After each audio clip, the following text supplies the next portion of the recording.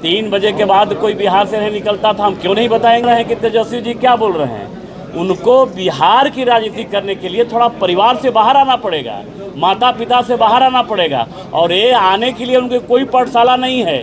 या तो नरेंद्र मोदी के पाठशाला में जाके पढ़ाई कर लें, और नहीं अगर दिमाग ज़्यादा खराब है तो एक हॉस्पिटल खुला है नगर उटारी बॉर्डर पाकिस्तान और हिंदुस्तान के बॉर्डर पे, वहाँ जाके दिमाग का इलाज करा लें। तेजस्वी जी को तो अच्छा रहता कि अपने माताजी और पिताजी से पूछ लेते कि 15-17 साल बिहार के लोगों ने उनके पिता और माता को और उनके परिवार को दिया था, तो बिहार को कहाँ छोड़ के गए थे और आज बिहार कहाँ है। देखिए, आज बिहिया में सक्रिय सदस्यों का सम्मेलन है और इस सम्मेलन का मुख्य काम है कि हमारे जो भी एक्टिव मेंबर हैं वो सरकार की योजनाओं को गांव गली तक परिवार तक जाके बताएं कि एनडीए की सरकार, सुशासन की सरकार, देश में आदरणीय प्रधानमंत्री नरेंद्र भाई मोदी और बिहार के मुख्यमंत्री आदरणीय नीतीश कुमार के नेतृत्व में जो डबल इंजन की सरकार चल रही है,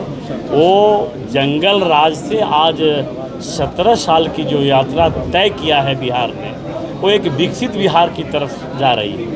और कई ऐसी योजनाएं हैं, चाहे रोड का हो, चाहे गली का हो, चाहे नली का हो, चाहे हाईवे का हो, चाहे आयुष्मान कार्ड हो, चाहे उज्ज्वला योजना हो, चाहे 70 साल से आगे पेंशन वाला विषय हो, या आगे क्या विज़न है बिहार का, ये सभी योजनाओं को गांव-गांव जाके लोगों को बताने का काम करेंगे। इसी निमित्त ये सम्मेलन का आयोजन किया गया है। भोजपुर जिले में आज आपका दौरा है, वहीं पर देखा जा रहा है कि तेजस्वी यादव भी भोजपुर जिला और बक्सर जिला में आज उनका दौरा है। भाई तेजस्वी कह रहे हैं कि 20 सालों में एनडीए कुछ नहीं की, हम लोग ये करने वाले हैं। देखिए, तेजस्वी जी को तो अच्छा रहता कि अपने माताजी और पिताजी से पूछ लेते कि 15-17 साल बिहार के लोगों ने उनके पिता और माता को और उनके परिवार को दिया था, तो बिहार को कहाँ छोड़ के गए थे और आज बिहार कहाँ है। और बड़ा दुर्भाग्य है बिहार का कि ऐसे ऐसे नेता भी प्रासंगिक हैं इस बिहार में।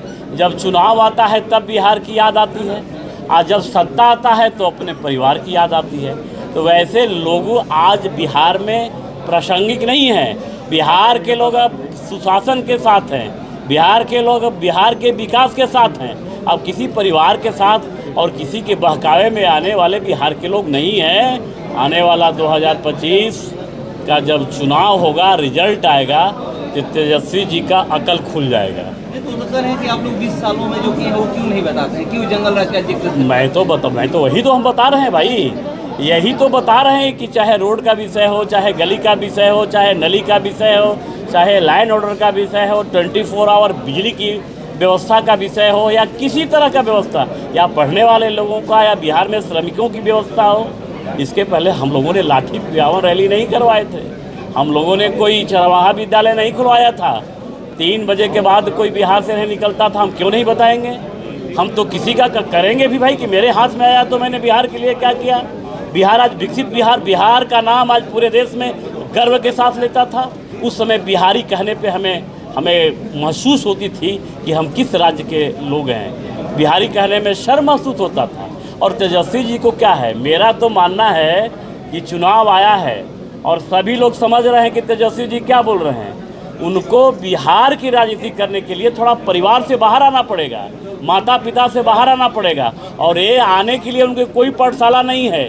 या तो नरेंद्र मोदी के पाठशाला में जाके पढ़ाई कर लें, और नहीं अगर दिमाग ज़्यादा खराब है तो एक हॉस्पिटल खुला है नगर उटारी बॉर्डर पाकिस्तान और हिंदुस्तान के बॉर्डर पे, वहाँ जाके दिमाग का इलाज करा लें, तब बिहार की राजनीति करेंगे। पूर्व केंद्रीय मंत्री अश्विनी चौबे भी बिहार का मुख्यमंत्री नीतीश कुमार को प्रधानमंत्री बनाने की मांग की। देखिए, हमारा निजी ये हाँ बिल्कुल उनका निजी मामला है, पार्टी का कोई मैनिफेस्टो नहीं है। और अश्विनी चौबे जी एक सीनियर लीडर हैं, पार्टी के एक बहुत बड़े नेता रहे हैं, और ये अधिकार सेंट्रल कमेटी को है, प्रदेश के नेतृत्व कमेटी को है, वो डिसाइड करेगी। उसमें मेरा कोई टीका टिप्पणी नहीं है। एक आखिरी सवाल है, प्रशांत किशोर भी आज बदलाव रैली कर रहे हैं पटना में। देखिए, ये सब बरसाती मेढक है। जब जब चुनाव आता है तो कई ऐसी पार्टियां आ जाती हैं, कई ऐसे नेता आ जाते हैं, कई ऐसे लोग आ जाते हैं। इससे चुनाव पे कोई फर्क पड़ने वाला नहीं है। मैंने स्पष्ट शब्दों में कह दिया कि बिहार अब विकसित बिहार के तरफ है।